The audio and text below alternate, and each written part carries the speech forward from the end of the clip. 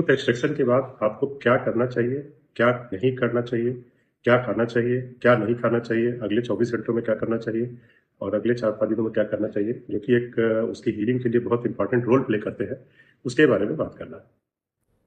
Tooth extraction के बाद जो पहला घंटा होता है वो ज़्यादा इंपॉर्टेंट होता है। उसमें यूजुअली डॉक्टर आपका जहाँ से टूथ एक्सट्रैक्ट होता है वहाँ पे एक रुई या गाछ पीस लगाते हैं जिसको आपको दबा के रखना होता है। तो पहले 1 घंटे तक इस रुई को काफ़ी दबा के रखना होता है। बोलना और थूकना नहीं होता है, ठीक है? जो भी थूका है उसको घोंट लेना होता है, ताकि वहाँ पे जो ब्लड क्लॉट बनता है उससे ही आपके टूथ एक्सट्रैक्शन साइट की हीलिंग होती है।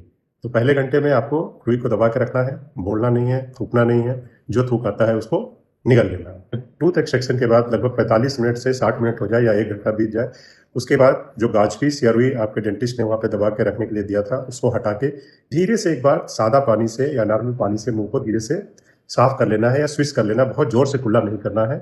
उसके बाद आप अगले 24 घंटे तक बहुत गर्म और कड़ी चीज़ आपको नहीं खानी है। जो भी खानी है वो ठंडी और मुलायम चीज़ खानी है, जैसे पतला दाल चावल, खिचड़ी, हलवा, दलिया, दूध, दही, lassi, milk shake, mango shake, ice cream. जब भूल जाए तो कृपया 2 चीज़ों को याद रखें कि अगले 24 घंटे तक जो भी चीज़ें खाएंगे वो ठंडी और मुलायम होनी चाहिए, गर्म और कड़ा नहीं होना चाहिए।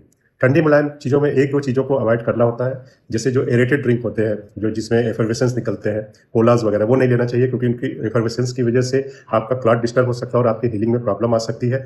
और कोई साइट्रस फ्रूट या साइट्रस फ्रूट का जूस नहीं लेना चाहिए, क्योंकि अगर आपके डेंटिस्ट ने जहाँ पे एक्सट्रैक्शन साइट पे कोई सूचेस लगाए हैं तो उसकी वजह से सूचक ढीले पड़ सकते हैं। इन 2 चीज़ों का ध्यान रखिए, बाकी सारी ठंडी और मुलायम चीज़ें पहले 24 घंटे तक खा सकते हैं। जब 24 घंटे हो जाए तो 24 घंटे के बाद आपका क्या करना है, पहले 24 घंटे में जो आपके पास रिस्ट्रिक्शन था कि केवल आपको ठंडी और मुलायम चीज़ खानी है, गर्म और कड़ी चीज़ें नहीं खानी थी, अब वो रिस्ट्रिक्शन खत्म हो जाता है, लेकिन फिर भी ज़्यादा कड़ी चीज़ आपको नहीं खानी है। अब आपको गर्म और मुलायम चीज़ खानी है और हर खाने के बाद आपको ठीक से कुल्ला करना है, स्पेशली गुनगुने पानी में थोड़ा नमक डाल के या वार्म सलाइन गार्गल करना है। वार्म सलाइन गार्गल से 2 फायदे होंगे, एक तो आपका मुंह क्लीन हो जाएगा, दूसरा वार्म वार्म सलाइन गार्गल की वजह से थोड़ा सा एंटीसेप्टिक का भी काम करता है और थोड़ा स्वेलिंग को भी ड्रा भी करता है। तो ये वार्म सलाइन गार्गल आपको स्पेशली हर खाने के बाद, जब भी कुछ खाते हैं या नाश्ता करते हैं या खाना खाते हैं, उसके बाद ठीक से क्लीन करना है, ताकि एक्सट्रैक्शन साइट पे आपके कोई किसी तरह का कोई खाना न फंसा रह जाए। 24 घंटे के बाद आप हल्के हाथों से मुलायम ब्रश से उस साइट को क्लीन भी कर सकते हैं। उस एरिया को छोड़ के बाकी एरिया को आप धीरे धीरे हल्के हाथों से ब्रश कर सकते हैं, जो कि अलाउड है। इन चीज़ों के अलावा कुछ और चीज़ें हैं जो आपको नहीं करनी है, जैसे भी किसी तरह का धूम्रपान सेवन, पान मसाला, बीड़ी, सिगरेट या अल्कोहल का प्रयोग आपको नहीं करना है, क्योंकि ये आपके हीलिंग को डिस्टर्ब कर सकती हैं, हैम्पर कर सकती हैं। ब्लड क्लॉट डिस्लॉज हो सकता है, जिसकी वजह से ड्राई सॉकेट हो सकता है, जो कि काफ़ी पेनफुल होता है और उसकी फिर हीलिंग में ज़्यादा टाइम लगता है।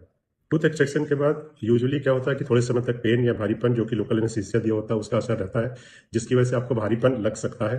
वो भारीपन की वजह से कई बार लोगों को पता नहीं होता, लॉस ऑफ कंट्रोल होता है या सेंसेशन पता नहीं होता, तो वो अपने लिप या चीक को कट कर सकते हैं अपने दांतों के अलावा। कभी ऐसा प्रेशर देके ये ट्राई करने की कोशिश मत करिए, वरना इसकी वजह से इंजरी हो जाती है। उस समय चूंकि लोकल एनेस्थीसिया का इफेक्ट होता है तो पता नहीं चलता, बाद में जब लोकल एनेस्थीसिया का असर खत्म होता है तब लगता है कि हमारा एक इंजरी हो गई है। एक इसको अवॉइड करना है। दूसरा यह है कि थोड़ा बहुत पेन तो आपको हो सकता है टूथ एक्सट्रैक्शन का, थोड़ा पेन या थोड़ा स्वेलिंग कॉमन है, या हल्की फुल्की थोड़ी बहुत ब्लीडिंग या हल्की फुल्की ऊजिंग हो सकती है, जो कि कॉमन है। तो इसके लिए ज़्यादा परेशान होने की जरूरत नहीं, ये अगले 4 से 6 घंटे में ठीक हो जाएगा। डॉक्टर ने जो आपको एंटीबायोटिक एनाल्जेसिक मेडिसिन प्रिस्क्राइब की है उसका सेवन करें। डेंटल एक्सट्रैक्शन के बाद कौन सी ऐसी चीज़ें हैं जिसमें आपको जिसको इमरजेंसी समझना चाहिए या जो होने पे आपको डॉक्टर से संपर्क करना चाहिए।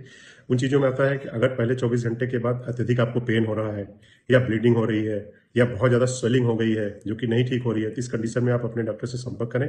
फ़ोन कॉल पे अवेलेबल है तो उनसे बात करें या फिर उनको जाके उनकी क्लिनिक में दिखाएं। टूथ एक्सट्रैक्शन के बाद अगर आप चाहते हैं कि जहाँ जिस जगह से आपका दांत निकाला गया है उस जगह पे या चेहरे पे स्वेलिंग ना आए या कम आए, तो उससे बचने के लिए लेटते समय आप अपने सर को शरीर के बाकी के हिस्सों से थोड़ा सा ऊपर रखें, 1 या 2 तकिया लगा के। इससे आपके चेहरे पे स्वेलिंग कम आएगी। जैसे कि बहुत ज़्यादा तेज इंटेंसिटी वाला कोई खेल हो या हैवी जिम एक्सरसाइज करना हो या जिसमें ज़्यादा उछल कूद करना हो या जिसमें ऐसे स्पोर्ट्स जिसमें बॉडी कॉन्टैक्ट होता है लाइक बॉक्सिंग और इस तरह की चीज़ें, इन सब चीज़ों से आपको बचना होता है, जिसकी वजह से आपका ब्लड क्लॉट प्रोटेक्टेड रहता है और हीलिंग आपकी ठीक होती है। क्योंकि अगर ब्लड क्लॉट डिस्टर्ब हो जाएगा तो हीलिंग जो आपकी पेनफुल होगी और डिलेड होगी।